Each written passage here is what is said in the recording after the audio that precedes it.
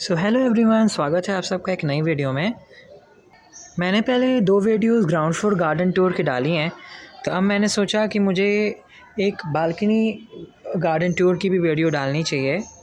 तो शुरू करते हैं। तो देखिए, सबसे पहला प्लांट है ये मेथी का प्लांट। मैं राइट साइड से लेफ़्ट साइड की तरफ वीडियो बनाऊँगा। तो देखिए, सबसे पहला इसमें प्लांट आता है ये मेथी का प्लांट। ये मेरी मॉम ने लगाया है। ये हमने बीज से उगाया है। मेथी के जो बीज होते हैं उन्हें ज़मीन डाल दिया था और फिर उसमें से ऐसे ये छोटे छोटे से मेथी के प्लांट्स निकल आए और बीच में एक छोटा सा बिल्कुल लहसुन का प्लांट है। फिर अगला प्लांट है हमारा ये एस्पैरेगस की वाइन। मीनिंग ये एस्पैरेगस प्लांट की बेल है। एक होता है एस्पैरेगस प्लांट, मैं आपको होगा तो दिखा दूँगा। तो एक एस्पैरेगस प्लांट होता है। तो देखिए, इसे कहते हैं एस्पैरेगस प्लांट। छोटा सा ऐसे प्लांट होता है, आपने कई जगह देखा होगा, बहुत कॉमन है। तो उसी प्लांट की ये बेल वाली वैरायटी है।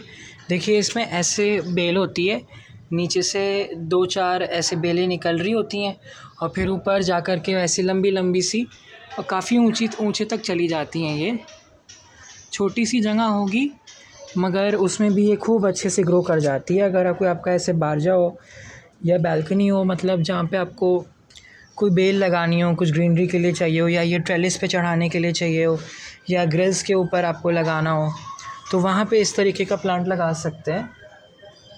वहाँ के लिए ऐसा प्लांट बहुत अच्छा है। ये कितने छोटे से गमले में लगा हुआ है। ये सिर्फ 12 इंच का मिट्टी का गमला है और उसमें ये इतनी ऊंची हो गई है, तो 7-8 फीट ये आराम से चली जाती है। और अभी तो ये थोड़ी बुशी नहीं है क्योंकि इसकी नई लीव्स आई हुई हैं। ये जब ये खुलेंगी, धीरे धीरे इसकी लीव्स खुलती हैं, तो ऐसे इस तरह की इसकी लीव्स होती हैं ऐसी, और ये धीरे धीरे बड़ी हो जाएंगी तो फिर खूब अच्छे से ग्रो करेगा ये और एकदम ही ग्रीन हो जाता है जैसे नीचे की तरफ दिख रहा है। छोटे से गमले में भी अच्छा ग्रो करता है। फिर हमारा सेकंड प्लांट आता है ये, इसे कहते हैं हम मधुकामनी का प्लांट। एक हमारे यहाँ नीचे मधुकामनी का बड़ा प्लांट है, उसी के कुछ फूल से बीज बन गए थे, तो हमने अलग अलग गमलों में डाल दिए, तो उसमें फिर ये इस तरीके का मधुकामनी का प्लांट निकला है। तो एक ये है, ये बीज से है, तो अभी तो इसमें फूल नहीं निकले, छोटा छोटा है, और जब बड़ा हो जाएगा तब इसमें निकलेंगे। दूसरा प्लांट आता है हमारे ये टिकोमा का प्लांट। देखिए, इसकी इस तरह से फ्लावर्स होते हैं। ये अभी तो फ्लावर्स इसमें खिले हुए नहीं हैं, कलियाँ ही हैं, वरना बिल्कुल ही आपका ये ट्रम्पेट की तरह लगता है। तो इसे टिकोमा प्लांट कहते हैं। ऐसा होता है ये, और इसके बिल्कुल ऐसे ऑरेंज कलर के भी फ्लावर्स होते हैं। और एक वैरायटी होती है इसकी जिसमें कि पर्पल रंग के फ्लावर्स आते हैं। वैसे इसके और भी कई रंग के फ्लावर्स होते हैं, बट इंडिया में मोस्ट कॉमन यही पर्पल वाले फ्लावर्स और या तो ये येलो वाले फ्लावर्स ही मोस्ट कॉमन होते हैं। यूजुअली आपको इसी 2 फ्लावर्स में ये दिखेगा, और बल्कि टिकोमा स्टैंस जो होता है उसमें ज़्यादातर फिर यही येलो वाले फ्लावर्स ही ज़्यादा कॉमन होते हैं। फिर दूसरा प्लांट आता है हमारा ये अडेनियम। इसे अडेनियम प्लांट कहते हैं। इसकी देखिए, इस तरीके से इसके फ्लावर्स ज़्यादा होते हैं और इसका इस तरह से इसका तना होता है। तो अगर आपको कोई बॉन्साई वगैरह बनाना है तो उसके लिए तो ये बेस्ट है। अब बाकी इसका लुक बहुत अच्छा होता है, तो हमने इसे इस जगह पे रखा हुआ है क्योंकि इसे सनलाइट की काफ़ी रिक्वायरमेंट होती है। यहाँ पे मैंने जितने भी प्लांट्स रखे हैं ना, उन्हें कम से कम 5 to 6 आवर्स ऑफ सनलाइट की ज़रूरत है, तो ये इन्हें यहाँ पे रखा है क्योंकि यहाँ पे सबसे ज़्यादा सनलाइट आती है। तो ये भी one of the most sunlight loving plant है। और इसे हम डेजर्ट रोज़ भी कहते हैं इंग्लिश में, क्योंकि ये काफ़ी कुछ एक तरीके से डेजर्ट के एरियाज़ के लिए तो गुलाबी है, क्योंकि वहाँ पे बहुत ज़्यादा वेजिटेशन उगता नहीं है, बहुत ज़्यादा ग्रास नहीं होती वहाँ पे, प्लांट्स नहीं होते बहुत, तो ऐसे जगह के लिए ये बेस्ट है। इसे बिल्कुल ही सैंडी सॉइल में लगाया जाता है क्योंकि इसे ज़्यादा पानी नहीं चाहिए, वरना इसका ये जो है ना, ये ख़राब हो जाता है, जो इसके नीचे की जड़ें। और ये ऐसा दिखता है और इसके इस तरीके से कलियाँ आती हैं। अभी तो अक्टूबर का सीज़न है तो भी ये फ्लावर कर रहा है। वैसे पूरे समर इसके फ्लावर आते जाते रहते हैं, एक बार आते हैं फिर ख़त्म होते हैं, फिर आते हैं फिर ख़त्म होते हैं। तो इस तरीके से इसकी कलियाँ हैं और ये इस तरीके से बड़ा होता है और बड़ा अच्छा लगता है जब पूरा खिल जाता है। तो देख सकते हैं अभी तो थोड़ा इसका फ्लावर पूरा नहीं हुआ है, मेरे ख्याल है कल परसों में ये पूरा ओपन हो जाएगा, तो ये और ज़्यादा अच्छा दिखेगा। इसमें अभी और भी फ्लावर्स आएंगे। फिर सेकंड है हमारा ये बगनवेला का प्लांट। ये पिंक रंग के फ्लावर्स वाला बगनवेला है। मैं आपको इसके फ्लावर्स दिखाता हूँ। कुछ इस तरह के इसके फ्लावर्स होते हैं, ऐसे। वैसे ये ओरिजिनली इसके पूरे फ्लावर्स नहीं हैं, ये जिधर इसके फ्लावर्स निकलते हैं ना उधर इस तरह की लीव्स ही निकलती है। इसके ये फ्लावर है जो ये वाइट वाइट दिख रहा है ना, ये इसका एक्चुअल ओरिजिनल फ्लावर है। इसको हम बगनवेला का ओरिजिनल फ्लावर कहते हैं। ये जो पिंक पिंक है ना, ये सिर्फ पॉलिनेटर्स को अट्रैक्ट करने के लिए इस तरीके से होता है, बट ये काफ़ी अच्छा लगता है। आप जिधर भी लगा दो तो फिर ये पूरा ही पिंक पिंक हो जाता है। अभी भी कुछ इसका सीज़न नहीं है इसलिए ये इतना ज़्यादा निकला नहीं है, वरना जब इसका सीज़न आता है ना तो ये बहुत घना हो जाता है। देखिए इस तरीके का होता है ये, और काफ़ी अच्छा दिखता है। फिर बाकी मैंने लाइन से इधर बगनवेला ही लगाए हुए हैं पूरे बारजे पे, क्योंकि फिर ये समर्स आते हैं ना तो इन पूरे में फूल आ जाता है। फिर बीच में इधर ये विनका लगा है, इसे हम सदाबहार भी कहते हैं।